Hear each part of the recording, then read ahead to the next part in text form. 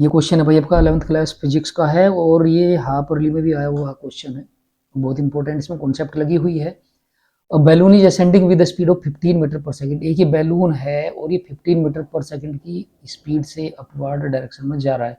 When it is at height of 500 metre, जैसे ही 500 metre जमीन से पहुंचता है ऊपर, a packet is drop from it. एक पैकेट है जो इससे गिरा देते हैं।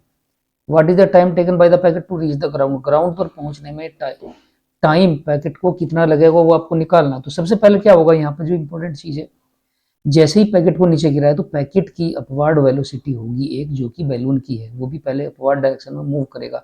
उसके बाद यहाँ तक जाएगा। सपोज ये पॉइंट यहाँ पे जहाँ पे उसकी वेलोसिटी जीरो हो जाएगी, वो सपोज पॉइंट ए है, ओके, यहाँ पे जीरो हो जाएगा। उसके बाद फिर नीचे गिरना स्टार्ट होगा। सपोज ये पॉइंट ओ था और उसके बाद बी पॉइंट को जमीन पर पहुंचता है, तो आपको ओ से लेके पहले ओ ए तक, ए से फिर ओ तक और फिर ओ से बी तक, ये टोटल टाइम आपको निकालना है भाई। ठीक है, तो क्या करेंगे हम यहाँ पे हम इक्वेशन ऑफ मोशन का यूज करने वाले हैं। तो सबसे पहले ओ से ए तक, सपोज टी1 टाइम लिया उसने, टी1 टाइम, स्मॉल टी1 टाइम लिया, ठीक है, और फिर वेलोसिटी उसकी जीरो हो गई। तो टी1 टाइम लिया तो ये हमको निकालना है। तो कौन सा इक्वेशन ऑफ मोशन यूज करेंगे, जहाँ पर वेलोसिटी फाइनल वेलोसिटी हो। इनिशियली यहाँ पर 15 मीटर पर सेकंड वेलोसिटी होगी ये, ठीक है। तो कौन सा ऐसा जिसमें फाइनल वेलोसिटी इनिशियल वेलोसिटी हो और टाइम की बात हो रही है, तो ऐसा कौन सा है भाई। तो फर्स्ट इक्वेशन ऑफ मोशन लगाएंगे तो हम लगाएंगे यहाँ पे v is equal to u minus g t. अगर मैं लगा दूं तो बताओ सही है कि नहीं। टी मुझे निकालना है, तो इसका मतलब ये हो जाएगा v फाइनल वेलोसिटी जीरो हो गई, तो ये आ जाएगा आपका g is equal to t is equal to u upon g. U क्या है, इनिशियल वेलोसिटी। इनिशियल वेलोसिटी यहाँ पे 15 मीटर पर सेकंड है भाई, यानी कि 15 अपॉन जी की वैल्यू हमने 10 ले ली, ठीक है। तो ये आ जाएगा आपका 3/2 सेकेंड, ठीक है। ये टी हो गया जो यहाँ से यहाँ तक, और ए से ओ तक जाने में जो टाइम लगेगा, सपोज ये टाइम टी वन था, ये टाइम टी वन था, और ओ से ए तक आने में भी उसको वापस जब आएगा सेम टाइम लगेगा। इसका मतलब अगर टी2 की हम बात करें तो वो भी उतना ही हो जाएगा, टी2 भी 3/2 ही होगा। तो ये कितना हो जाएगा टोटल टाइम भाई। सपोज ये स्मॉल टी1 है, ये 3/2 प्लस 3/2 यानी कि 3 सेकेंड हो जाएगा यहाँ से यहाँ तक आने के लिए टाइम। ओ से ए तक और ए से फिर वापस ओ तक आने के लिए 3 सेकंड हो गए। अब हमको ओ से बी तक जाने का टाइम निकालना है। उस टाइम में 3 सेकंड ऐड कर देंगे तो टोटल टाइम आपका निकल आएगा। वो तो ओ से बी तक जाने के लिए कितना टाइम लगेगा, यहाँ पे इक्वेशन ऑफ मोशन फिर यूज करनी है। यहाँ पर आपको h 500 दिया हुआ है। ऐसा कौन सा इक्वेशन ऑफ मोशन है जब आपको h दिया हुआ हो और u दिया हो, यहाँ के लिए फिर u यही काम करेगा। यहाँ पे वेलोसिटी वापस यही हो जाएगी।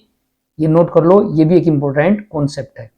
वापस अगर आप किसी बॉडी को नीचे से ऊपर फेंकते हैं, वापस उस पॉइंट पर आने के लिए सेम वेलोसिटी इसकी हो जाती है, ठीक है। तो u आपको दिया हुआ है, h आपको दिया हुआ है, और t की बात हो रही है तो आप यूज करेंगे h is equal to u t plus half g t square आप यूज करने वाले हैं भाई यहाँ पर। तो ये हो गया, और सपोज यहाँ से यहाँ तक का जो टाइम है स्मॉल t है, टी स्क्वायर, ठीक है। तो h कितना हो गया भाई, 500 हो गया।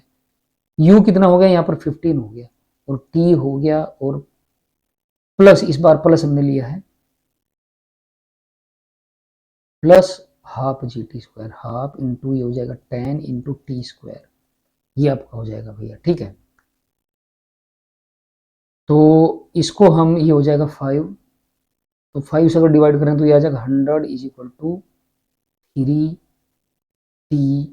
और प्लस टी स्क्वायर, मीन्स ये हो जाएगा आपका टी स्क्वायर प्लस 3t और माइनस 100। अगर मैं इसको करूं तो ये हो जाएगा आपका भाई एक इक्वेशन बन गया, ये क्वाड्रेटिक इक्वेशन। इसमें यहाँ से टी की वैल्यू आपको निकालनी है, ठीक है भाई, टाइम, ठीक है। तो कैसे निकालेंगे भैया, आप श्रीधराचार्य फॉर्मूला है, क्योंकि इसके फैक्टराइजेशन नहीं हो रहे हैं सही से, नहीं हो पाएंगे, तो आप लगाएंगे टी इज इक्वल टू आ जाएगा माइनस बी का मतलब 3 plus minus under root b square का मतलब 9, 3 का square 9 minus 4 into a, t square का कोफिशिएंट ए इंटू माइनस 100, इसको कर देंगे, ये हो गया सी, और डिवाइडेड बाई 2, ए का मतलब हो गया 2, तो -3 प्लस माइनस ये कितना आ जाएगा अंडर 9 माइनस, और माइनस हो जाएगा प्लस, और ये हो जाएगा आपका 400 और अपॉन रहेगा 2, ये हो जाएगा -3 प्लस माइनस, ये हो जाएगा 409, और डिवाइडेड बाई हो जाएगा भैया आपका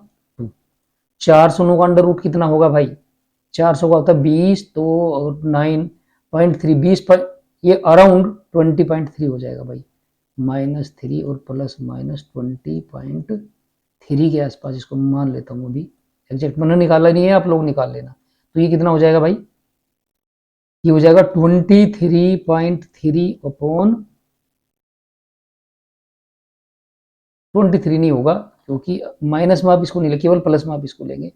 टाइम माइनस में नहीं हो सकता है। अगर आप इसको प्लस लेते हो तो ये हो जाएगा 17.3 अपॉन 2, 17.3 अपॉन 2 ये टाइम हो गया आपका। तो ये हो जाएगा 8.6 के आसपास रहेगा ये टाइम जो आएगा आपका टी। ये हो गया 8.6, 8.6 टाइम ये हो गया भैया। और ये कितना हमने निकाला था यहाँ से यहाँ तक का, 3 सेकंड निकाला था।